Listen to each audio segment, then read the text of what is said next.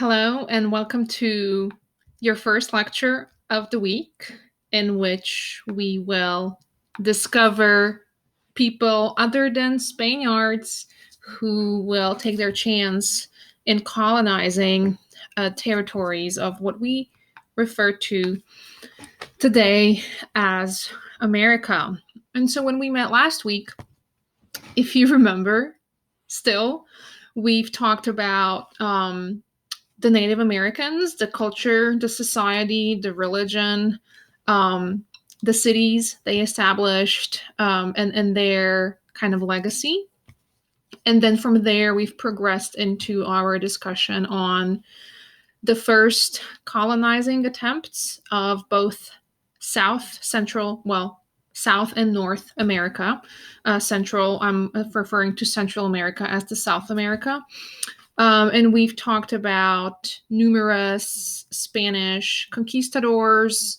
We've talked about their brutal ways of colonizing. And then we've talked about how, they were trying to branch out from South America and colonizing North America. First of which was their attempt of colonizing of a city of St. Augustine, which will be the first permanent settlement, first city, first colony of European power in what we today know as the North America.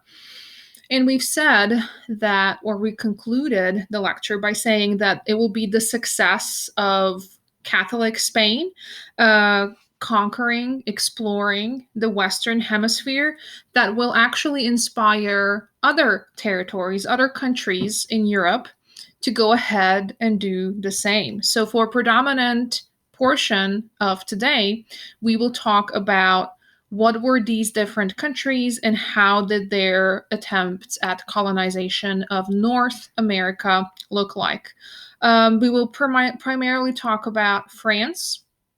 Then we will talk about Netherlands or Dutch colony, and then we will roll into our discussion of English colonization. And then for the rest of the week, we will focus on the legacies of English as colonizers of the continent of North America.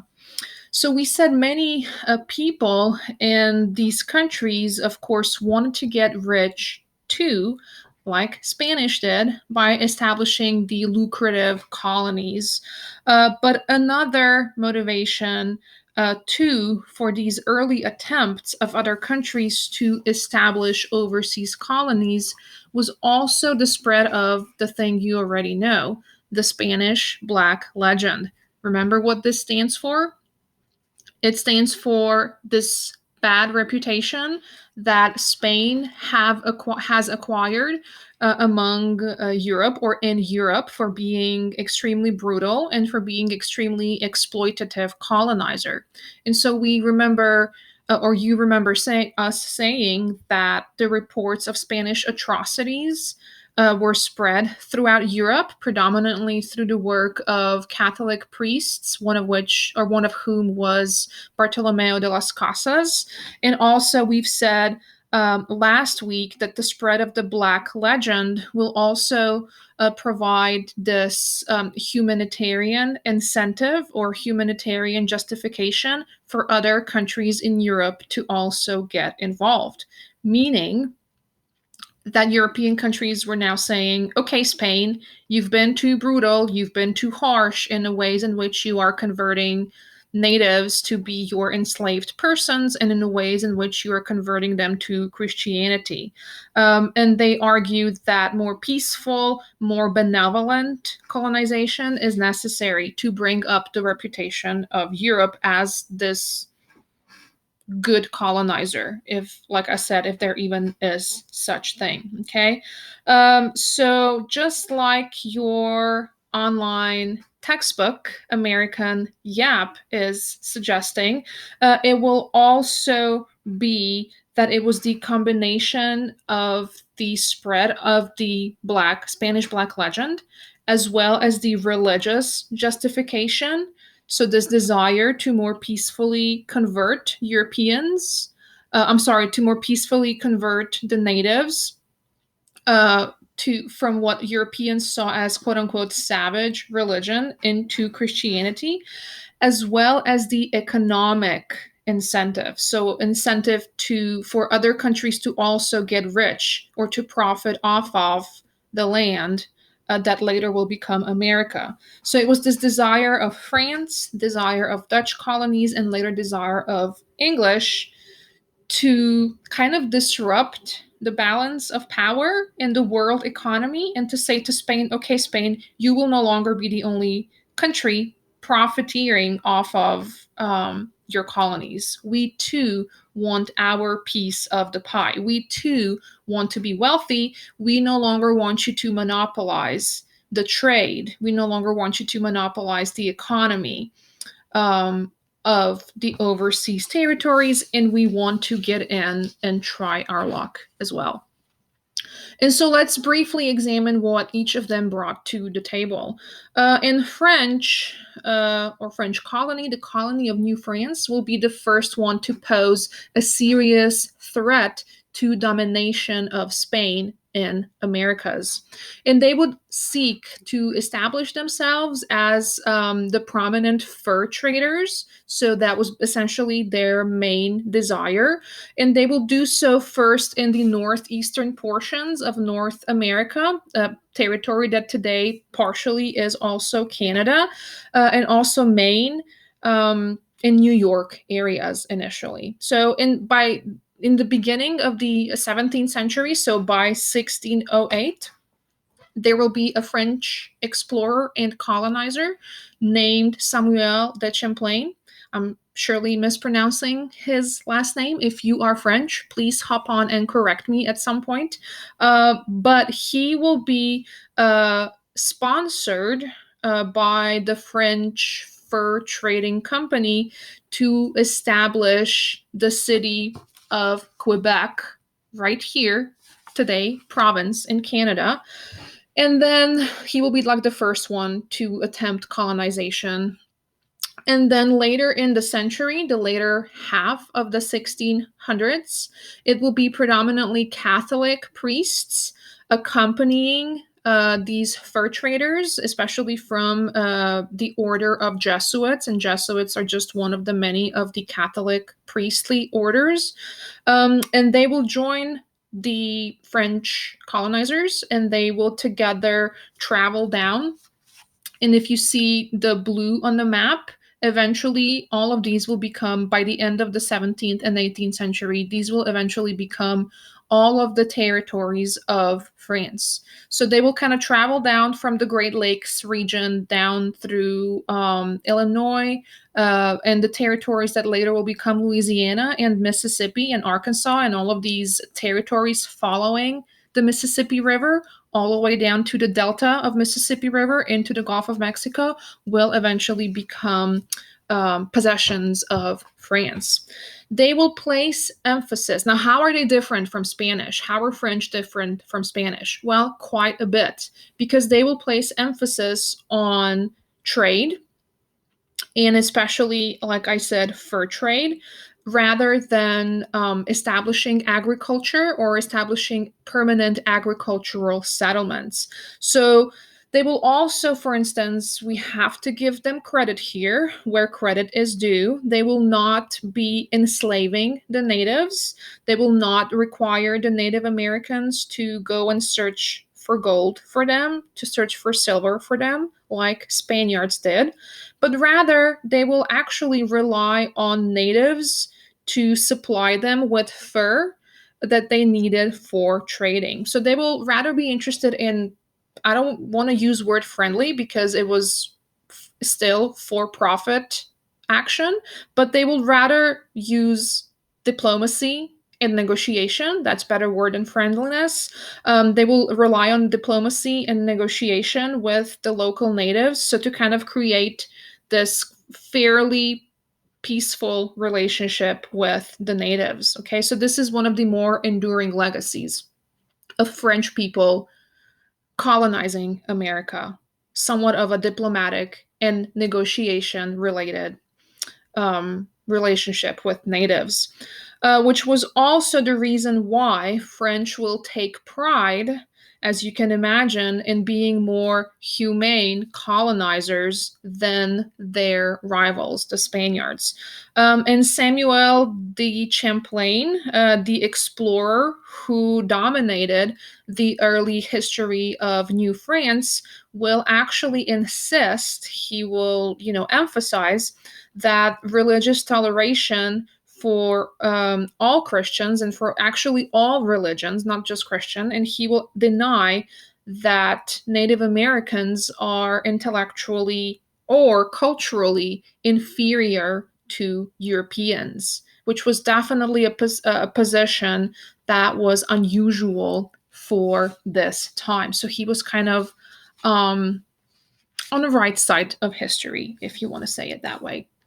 Now, um, relating to the country of what today is Netherlands, there also was the second challenger to the rule of Spaniards, or to the monopoly of Spaniards in North America.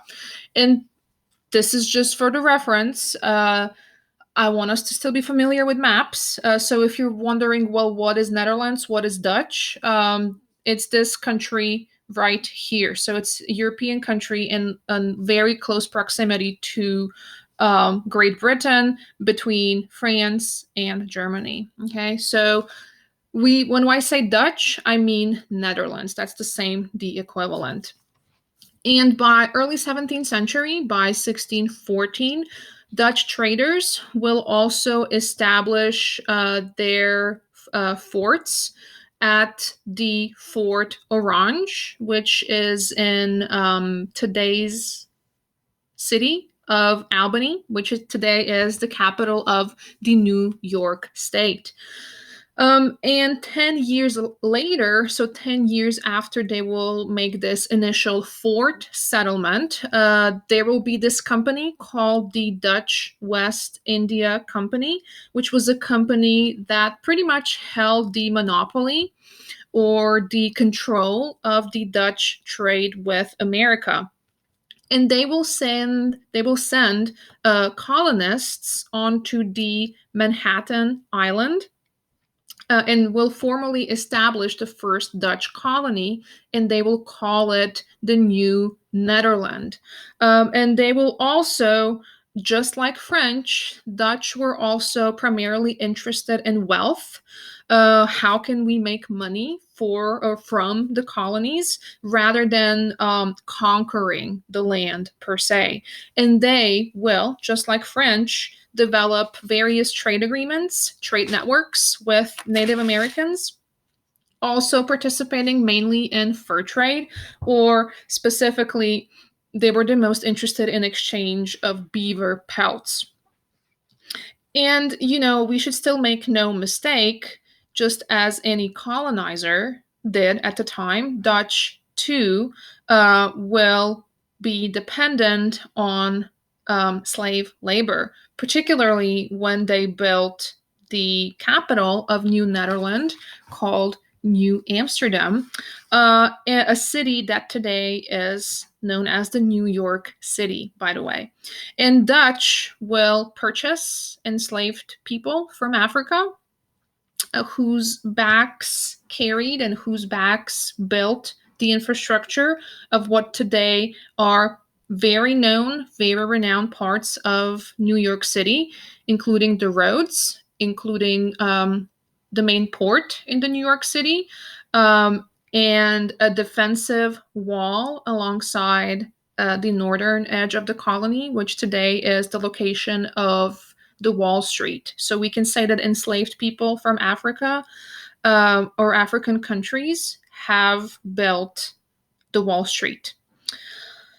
In Europe, Dutch were considered most tolerant, like a very tolerant people, very progressive, very forward looking, very liberal society, because, for example, Netherlands had a good name for granting religious freedoms for the residents of Netherlands that were unprecedented anywhere else in Europe, including stuff like, freedom of the press, freedom of religion, freedom of expression, freedom, of anything.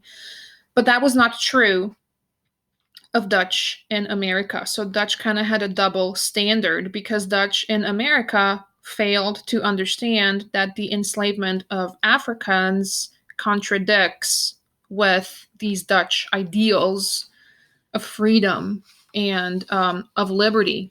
But it's important to understand here that this idea of religious liberties was actually all the rage at the time in Europe.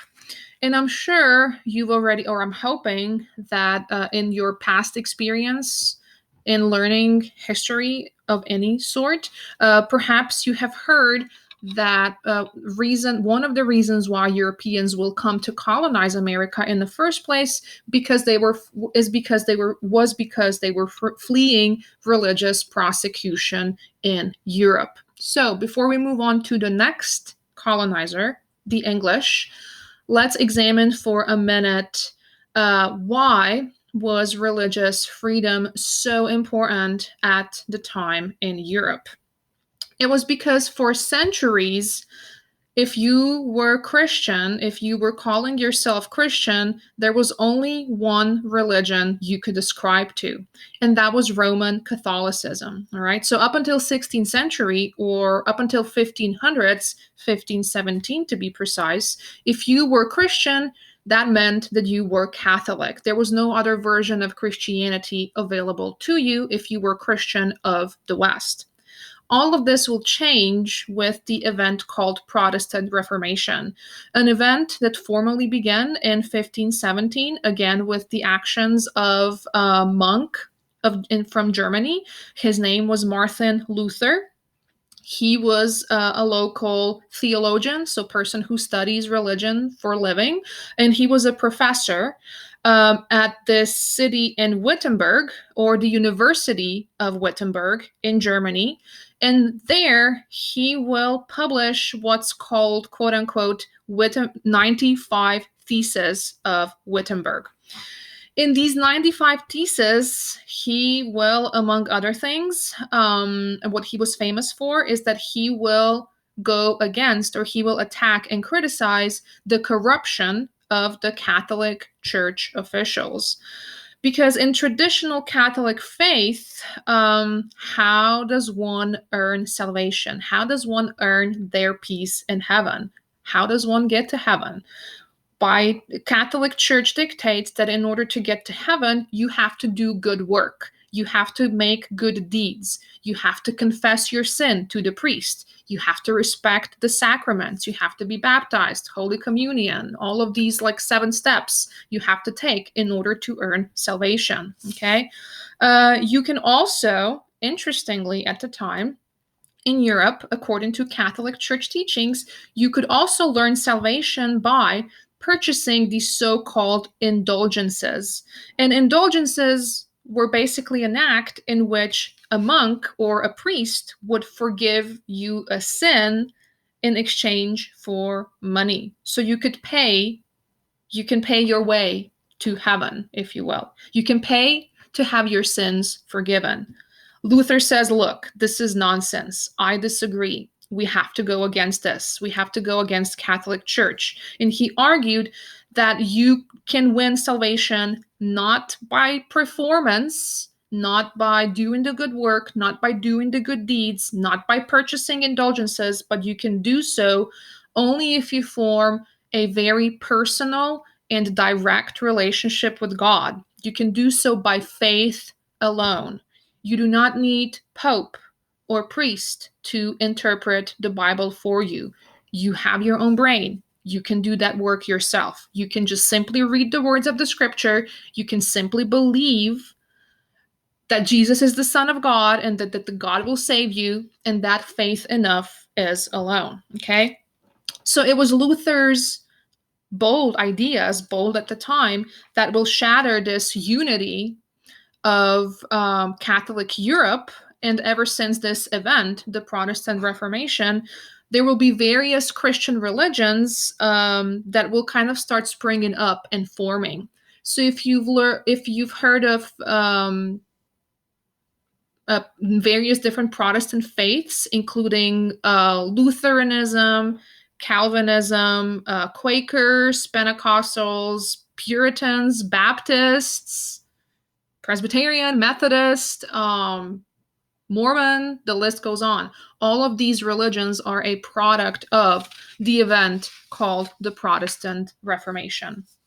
Now, I know that for a second here, it will sound like this is slowly turning into history of Europe rather than history of America. But nevertheless, understanding of all of these events, including Protestant Reformation, are very important in understanding American history.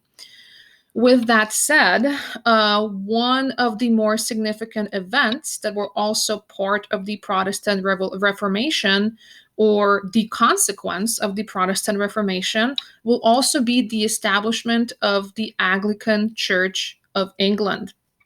And Anglicanism is simply type of Protestantism.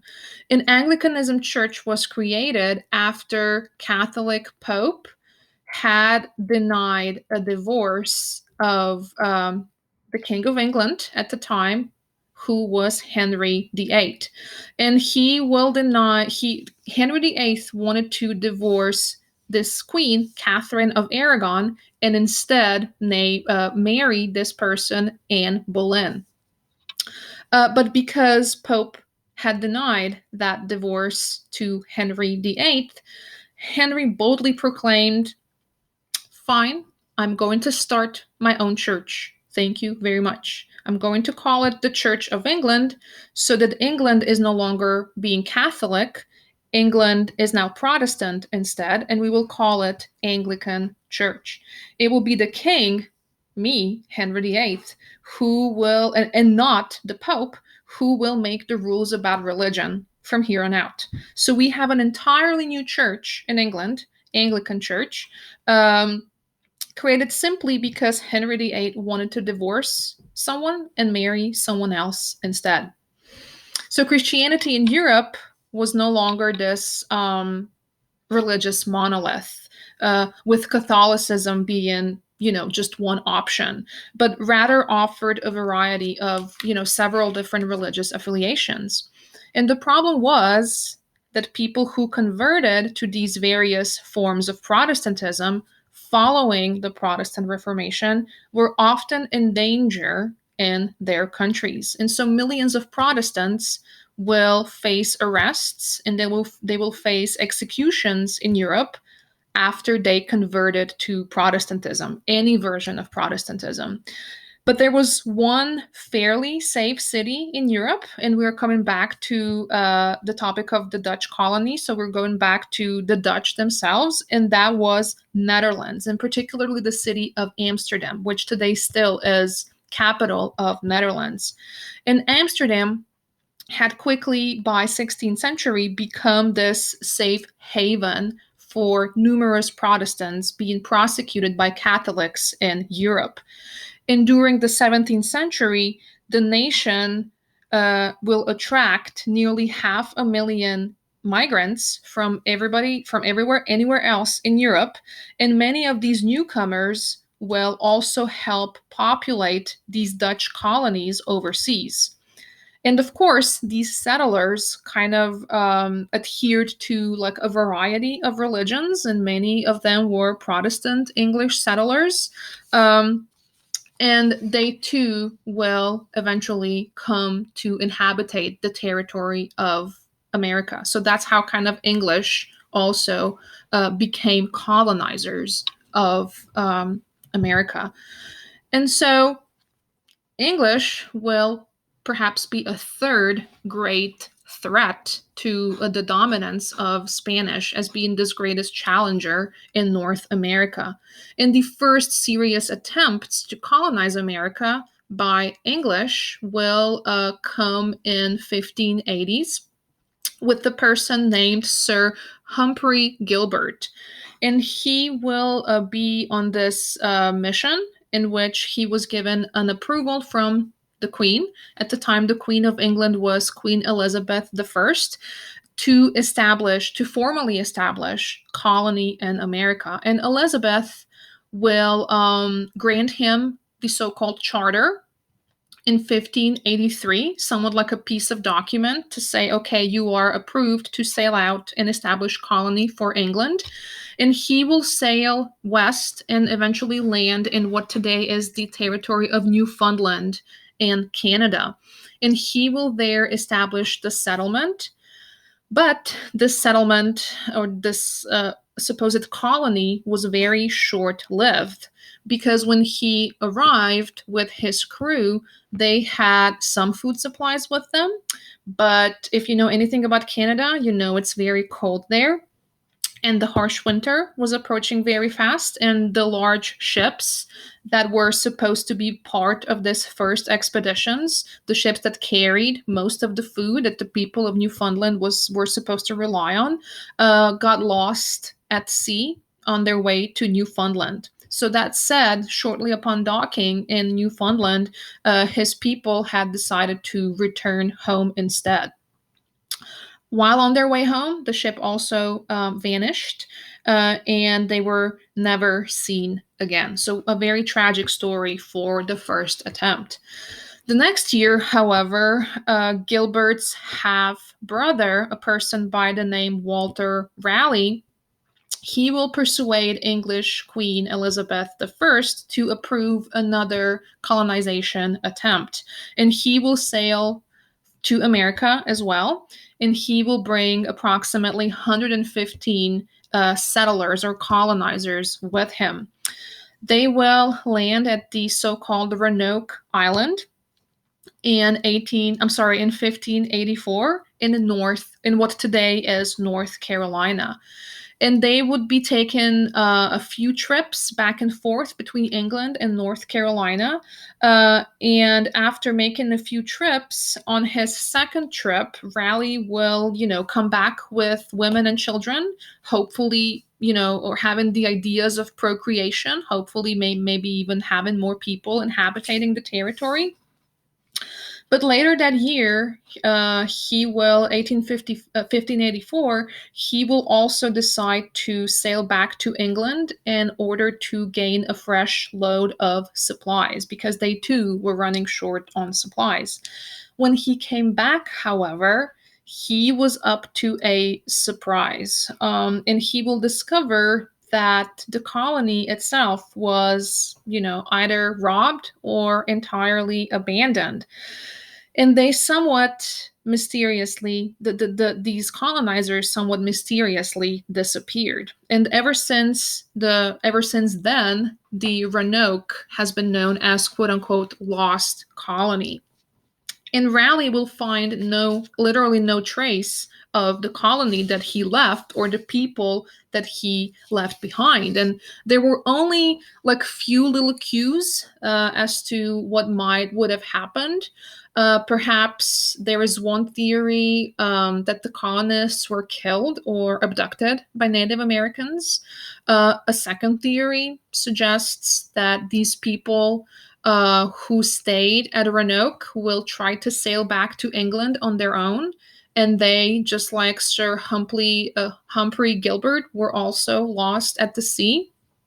Or there also is a theory that they were met with hostile Spaniards who still were kind of dominating the territory of North America, and that Spaniards captured and killed them. Because at the time, England was also at war with Spain in Europe, so they had like the internal political incentive to do so.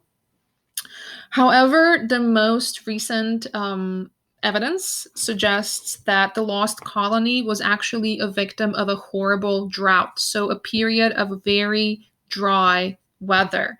And scientists will collect multiple samples from the rings of the tree, which actually proved that colonists arrived in a late 16th century, which also was a period of a very dry weather. So, based on the samples from woods, they were able to, prove that at least this time period was a period of extreme drought of that territory in general.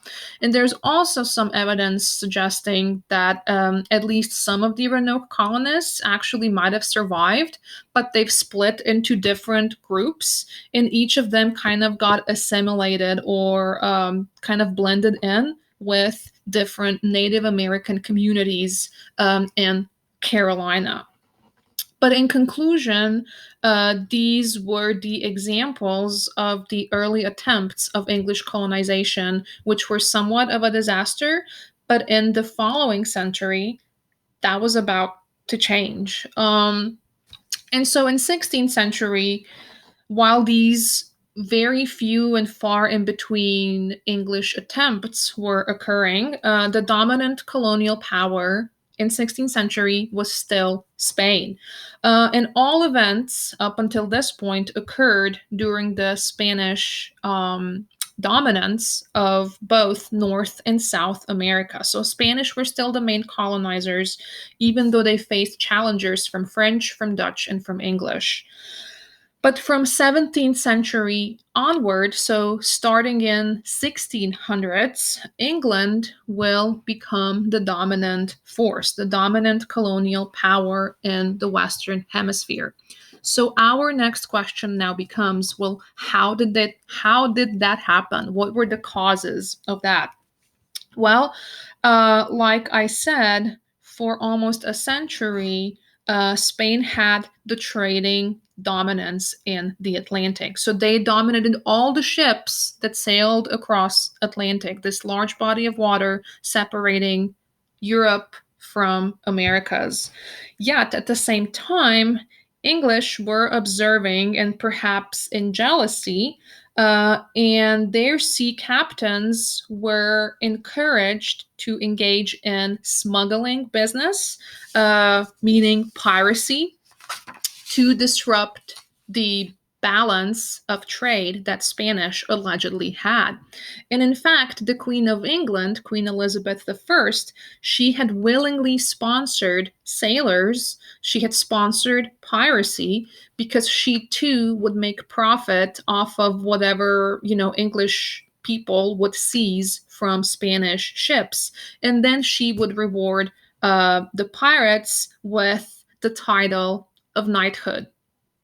So essentially, for years, English profiteers will attack Spanish trade ships, and this will continue for solid 20 years before Spanish King Philip II will say, I had enough, no more. We have to stop piracy. We have to stop English pirates. And to defeat them, he will assemble the so-called Spanish Armada, which basically was a large fleet of military ships, about 130 of them, with 8,000 sailors and over 18,000 soldiers, with the intention of stopping English pirates from interfering with Spanish trade in Atlantic. So his challenge was the fact that English ships might have been, smaller, but the fact too is that even though he had a large fleet, that's a lot of ships, English ships were faster. And so English ships had the advantage, and they were actually waiting for Spanish Armada to come and to threaten England. And there was this battle between Spanish Armada and the forces of the English. And as the battle unfolded, it will be the Spanish Armada, whose very big, very mighty, but very heavy ships will not stand chance against smaller, but more efficient and more accurate English ships. Okay. So, on top of that, so English Armada, that is to say, will, not be the dominant force in this clash for naval supremacy between England and Spain. And on top of that, English will kind of take particular pride in defeating Spain in defeating Spanish Armada because Spaniards were Catholic. And at the time, this was a big deal, right? It was a big political blow because here it is, England, by now a Protestant country, defeating Catholic Spain, okay? This defeat was very important in American history because this defeat of Spanish Armada will mark the beginning of global English naval supremacy. And this kind of cleared out the path for English to colonize America because we no longer have, Spanish ships in a way. We have a free route across the Atlantic to kind of dominate it. Okay. And so Spanish became weaker force in the Atlantic and English took over instead. And so the two large superpowers, you cannot have two large superpowers dominating the Atlantic trade. You can only have one domination. You can only have one country to dominate because colonization is like zero sum game. There has to be a winner and there has to be a loser. You cannot have competition. Apparently, in the minds of the English, we have to dominate alone. So the English, that is to say, by 17th century, will replace Spain and also France as being the main colonizer in America. And just as it was the case with Spain, English were incentivized or encouraged by desire for making money, as well as being on this religious mission, kind of encouraging them to, explore the new world, the quote unquote new world or America. And first English efforts to colonize America were kind of largely results of the entrepreneurialism that English kind of had. Again, this desire for profit that nevertheless was still kind of different from Spanish conquistador. Because if a Spanish conquistador wanted to sail out, he will need a permission from government. And more importantly, he will have to agree to share the profits with the crown. Both the crown and conquistador, that is to say, kind of shared the same risk associated with selling overseas. But how will British organize their colonization? British had it kind of differently. They will form these entrepreneurial uh, business associations or the so-called joint stock companies. And basically, joint stock companies were organizations, business organizations made up of private investors, so people with money, people such as merchants, aristocrats, so noble people, members of the parliament, and all of them would buy stocks in the companies who were in the business of colonization. Okay, so essentially, that's how you are financing the explorations. So you basically have people investing in your company, buying stocks in your company, and you with that money you are kind of sailing out and colonizing.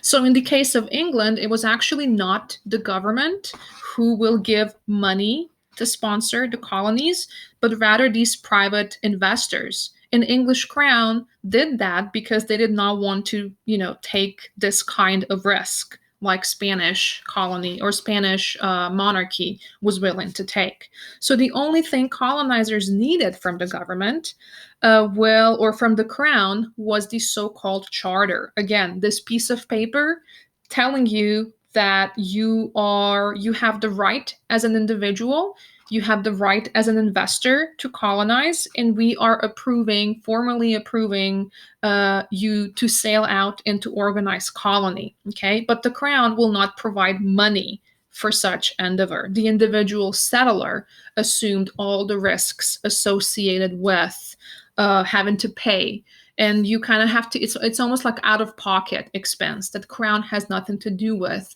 in terms of financing it. So charter was more about king given the right to individual colonizer to go out and claim the territory still for the crown, rather than actually kings paying these entrepreneurs to go out and colonize. Okay, so That is all to say that British colonies in America began not as these initiatives undertaken by the monarch, but rather as profit seeking business corporation. Okay, so British kings issued a charter to individuals whose travel would be financed through joint stock company. An entrepreneurial spirit was one of the great reasons why British will establish colonies in North America. I know you're familiar with religious liberties and all of this as being the incentive. True. But also, the way in which they colonized America tells us that there was also the business incentive too. And unlike Spanish, British did not, in terms of religion, unlike Spanish, British did not see, actually did not see colonization as this way to convert natives or as the important, or they didn't see the conversion as a very important part of colonization, right? That to British was perhaps too much work. So rather than trying to convert the natives, English will often seize or they will confiscate the land that the Native Americans inhabited, and they will claim the land for themselves, mostly through violent means, through a means of, pushing them out literally. And they will either expect the natives to move out of the territory, or more often, they will not ask nicely, but rather push them out by force, which will become the pattern that British will follow for the remainder of their presence in North America. And aside from Roanoke Colony that disappeared, aside from the first attempts from Humphrey Gilbert to colonize North America, in the 17th century, they will be more fairly, at least initially, fairly successful attempts to colonize America. And most prominently, will be the establishment of Jamestown in what today is Virginia. And by 1606, there will be a king in England called James I, who will charter a joint stock company called Virginia Company to establish colonies. So he instructed the colonizers to, yes, serve the religious mission, and also business entrepreneurial mission. And James first claimed that, quote, the settlers would bring the Christian religion to Indians who live in darkness and who live in miserable ignorance of the true knowledge and the worship of God, end quote. But the actual colonizers and the actual stockholders in Virginia Company will primarily say that we are establishing this company for because it's a good we've heard it's a good source of silver, it's a good source of gold, so we definitely have this desire for profit that is in play here too. And so in 1607 there were 3 small ships carrying 105 men, and they were led by Captain John Smith. They will reach Chesapeake Bay after sailing approximately 4 months at sea. And they will settle near the river that they will end up calling James, cute, after King. And they will also name the city, cute, after King, called Jamestown. And they came expecting to find all these vast riches of gold and friendly natives and easy living. And, instead they will find stuff like disease, drought, and starvation, unfortunately for them and for the natives too. And there were very few people funny about them. I mean, not funny, but like, okay, ironic is better word. Ironically, on that ship that came to Jamestown in 1607, there were actually very few people who knew how to grow food, because most of them were rich white men who were not used to working in the fields. They were unfamiliar with farming. They were unfamiliar with, what are you supposed to do once you plant the seeds in the soil. They've never done that in their lives. And so they were rich enough to pay for the ticket and buy investment stocks, but they never got their hands dirty in the soil. And that will be to their detriment. That will cost them their lives. They were expected to rely on supplies from England, but they never got the shipments were actually very undependable. And on top of that, Jamestown was located in a naturally very marshy, very swampy lands full of mosquitoes. And you know that mosquitoes carry a disease called malaria. Okay, so that will be bad for them too. On top of that,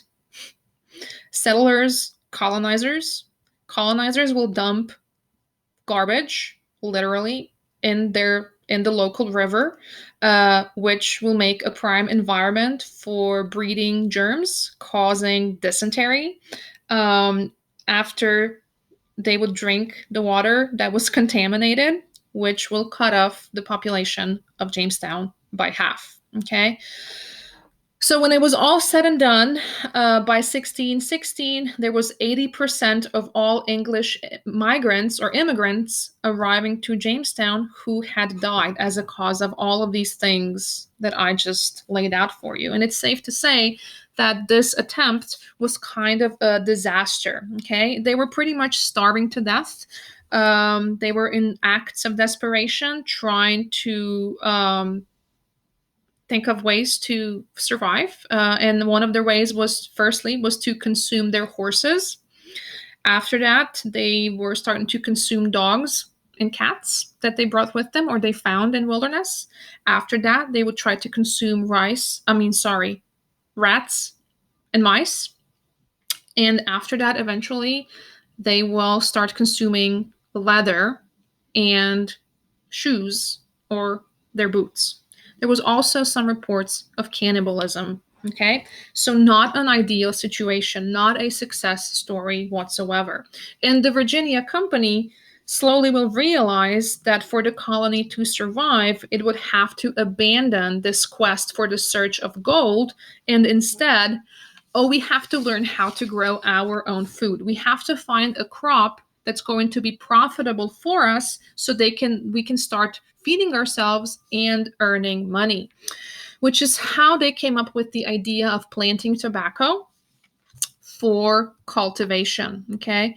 And so let me move myself for a sec. It is safe to say that it will be tobacco that will eventually save Virginian colony from its ruins.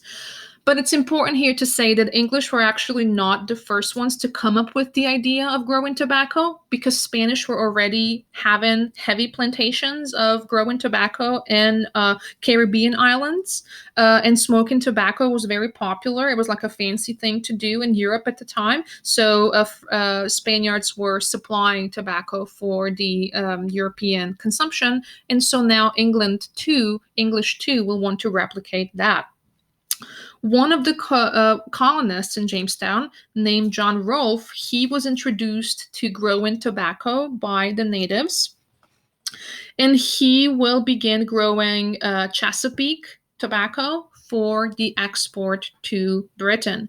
And the tobacco cultivation and the export of tobacco from Virginia colony to England will be kind of the saving factors. After these multiple unsuccessful attempts at colonizing, this will kind of be their saving grace. Okay. Eventually, by the middle of the 17th century, by 1640s, London, capital city of England, was importing nearly 1.5 million pounds of tobacco annually, so each year from Virginia, making colonists extremely, extremely wealthy. But to support the growth of tobacco, which is very labor intensive task, you need more people. Okay, so that's why firstly, Virginia Company will introduce the new policy called the headright policy, according to which any Englishman who can pay for his own ticket will automatically be rewarded 50 acres of land. And if he brought with him servants, or his enslaved persons, he can also have 50 acres more. So this was a policy intended to encourage more people to come, encourage more people to plant tobacco, encourage more people to make themselves wealthy on the backs of others, and make English colony, English crown wealthy also.